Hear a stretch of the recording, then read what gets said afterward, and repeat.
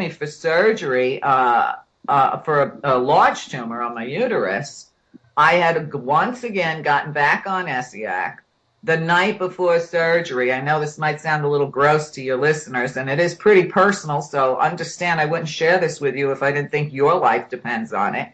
It just fell out. And the next day when the doctor went in, she indeed saw there was no tumor.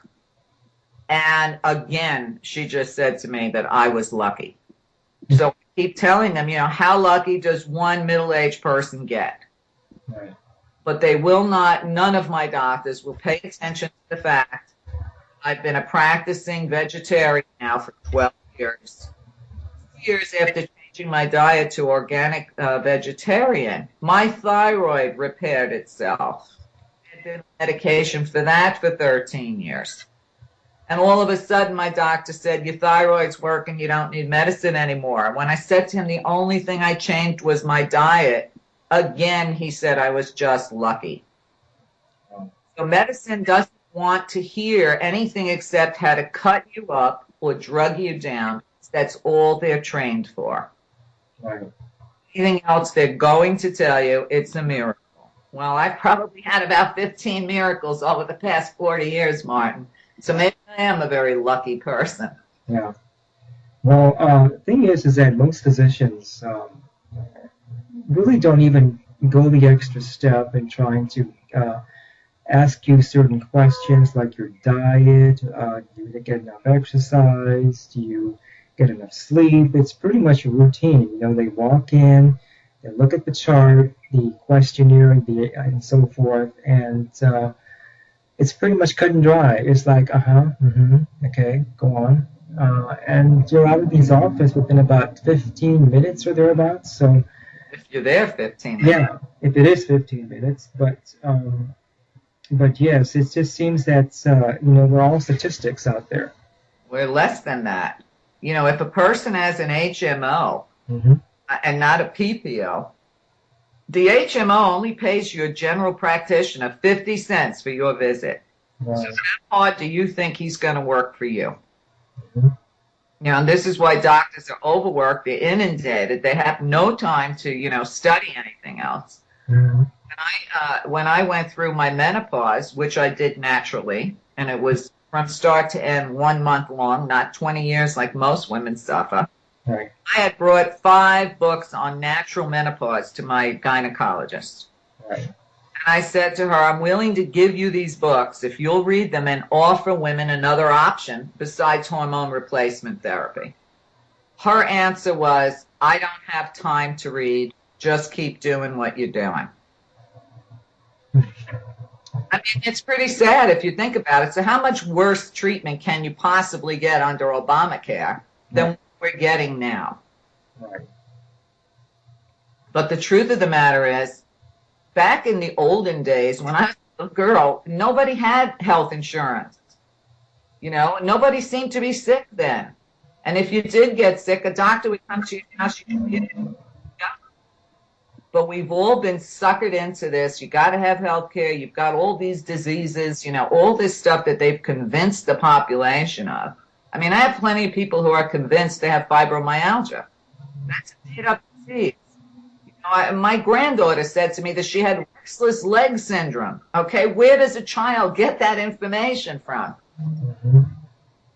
And like I said, now if your toddlers throw a temper tantrum, which is normal for children, Right. they say the child is mentally ill and put them on drugs. So the only best doctor is be your own doctor. If you really want to have a healthy life, I could give you a whole list of things to do, but I can't make anybody do it. Right. I can honestly tell you, I go to the doctor once every 2 years to have a physical. Every 2 years, as I get older, my physical results are younger. Every 2 years. From my blood pressure to my blood work to my organs, everything. And they're stunned. Once in a while, a nurse will call me after I leave the doctor's office for information. For her or for her family or for her husband. So Optimum Health can happen, but you have to put a little effort in it because we're being poisoned. I mean, Right. Yeah. I won't even doubt you there, Maria. well, I mean, you just look at the skies above us, loaded with chemtrails every day. Every day. You know, we have pesticides in our water now. They're trying to say it's the pesticides in tap water that's creating all these allergies on the planet. Plus, believe me, there's a lot worse than tap water. I don't suggest anybody drink it or bathe in it. Right. You know, our food supply, genetically modified. You know, it's stuff that could change our DNA. The vaccines to continue poisoning us, and big pharmaceutical kill more people than car accidents every year. Right. So, you know, people have to take responsibility for their own health just like they used to do back in the good old days. You know, clean food, clean water, some exercise, clean air. You know, the body doesn't need that much maintenance. It's true. All well said. Okay, well, let's switch to a different topic here, if you don't mind. What about term limits for politicians? We're seeing politicians who have virtually made being elected a lifetime career. And with all the dissension happening in Congress and the Senate, do you think that there should be a law limiting just a one-term politician? Well, I don't know about one term, because you really can't accomplish much in one term when everybody's always fighting each other. Unless, of course, you stretch out that one term from 4 years to 6 years. Right. Let's just look at the president. If he knew when he got elected he had 6 years before he had to worry about running for re-election or didn't have to run for re-election, he's got 6 years to get things done.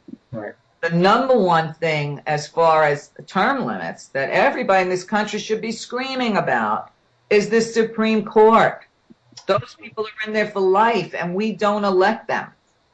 But we all suffer under their rulings, and I mean suffer. So why does the Supreme Court have these lifetime appointments, and they never seem to die? These people live to be like unbelievable at old ages. And yeah, I totally agree. There should be limits. And Congress, I mean, I don't understand why in this last election they weren't all voted out. I mean, they're pretty useless. Right. Okay. Now, just switching gears here also again, you know, our currency obviously is devaluing very rapidly. Our national debt is ridiculously at unprecedented levels in China. Is perhaps our most intimidating creditor. So knowing these facts and the inevitable collapse of the economy, because one day will collapse, and so forth, do you recommend that Americans purchase perhaps gold and silver as a hedge against an economic collapse? Well, this might not make me too popular with your listeners, but no, I don't. Okay. Okay, and I can give you a million reasons why, but I'll give you some simple ones. Sure. During World War II, the government confiscated gold and silver in this country. And if you didn't turn your gold and silver in, you went to jail if you were caught with it. Under Obama, he's already passed the law that any national emergency, he can confiscate everything down to your car. Okay. So people are looking for something that they can believe in if the dollar collapses, okay? There isn't enough gold and silver in the world to cover how many dollars are out there. And you can't eat gold and silver. You can't trade it for a loaf of bread, okay? When people say to me, Maria, what should I be doing? Well, you look at all the natural, and I use that word very loosely, disasters happening on the planet. And I would suggest people save up enough food and whatever it is they need to exist for 2 weeks, minimum. Mm-hmm. If you want to invest in anything, invest in heirloom seeds, invest in organic soil, invest in good water, okay? You can learn how to grow food. All right, learn how to be like we used to be in the old days when people knew how to make their own clothes, how to grow their own food. Mm-hmm. Have a skill or a trade that you can barter with somebody. Because I can tell you this, if I have 10 loaves of bread in my house and 10 people show up and want to trade for those 10 loaves of bread, the guy who's got a gold bar is last on the list if somebody else has fruits and vegetables. Okay, it's just common sense. Right.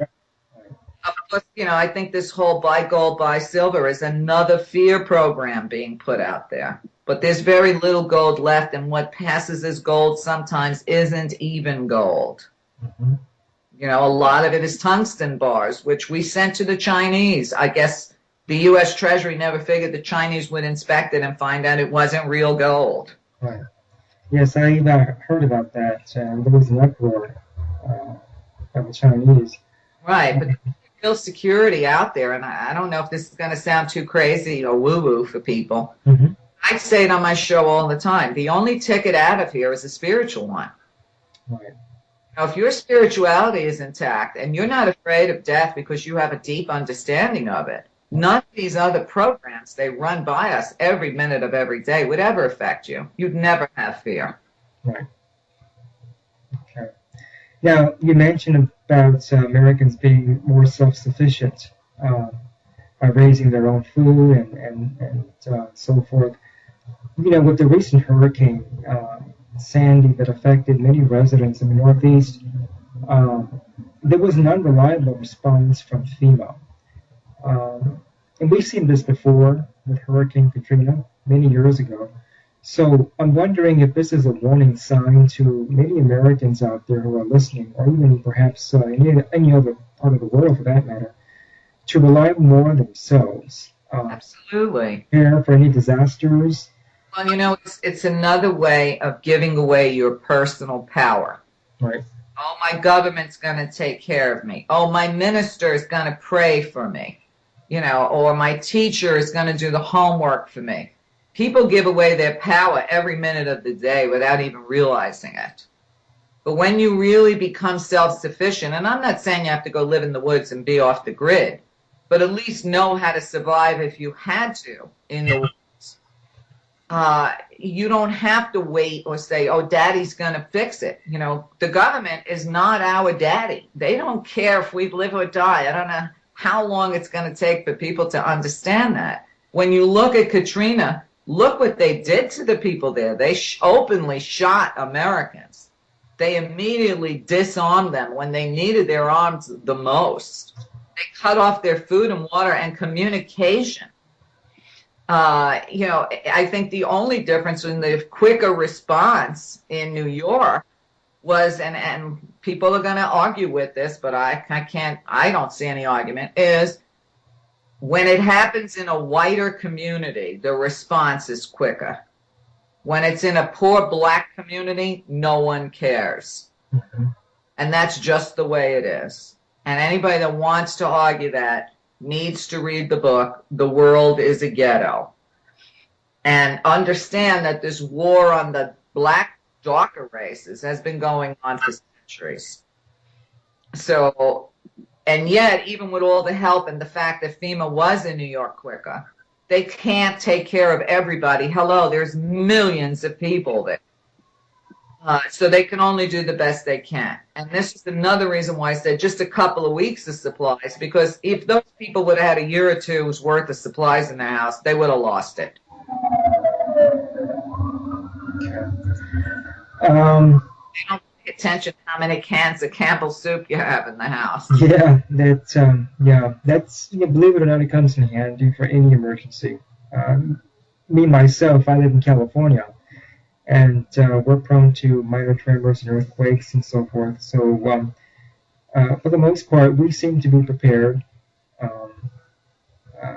As I said before, that with the Hurricane Katrina, or pardon, Sandy, that affected the Northeast, there are many unprepared people who didn't expect such a devastating impact for a hurricane that was deemed. Well, not even a hurricane. I mean, you have a bigger problem in California.